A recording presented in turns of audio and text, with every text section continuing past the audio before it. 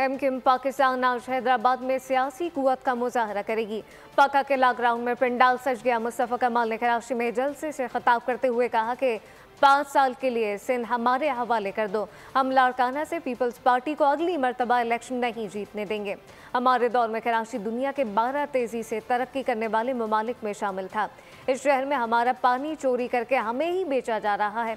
आमिर सिद्दीकी और सादिक इफ्तिखार ने कहा कि कच्चे के डाकुओं को वापस भेजेंगे। पाकिस्तान वालों, हम सबसे अच्छे नहीं हैं, लेकिन सारे बुरों में सबसे कम बुरे हैं और हर दिन अपनी बुराई को कम कर रहे हैं, खत्म कर रहे हैं। पीपल्स पार्टी की तरह 15 साल नहीं, एमक्यूएम को 5 सालों के लिए सिंध हवाले करो।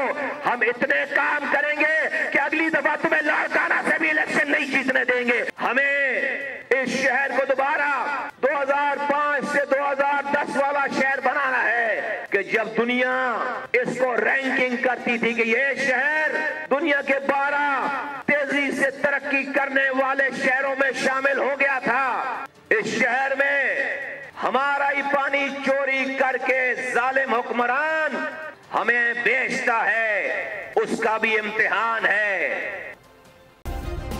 सब्सक्राइब करें और बेल दबाएं ताकि कोई खबर रह न जाए।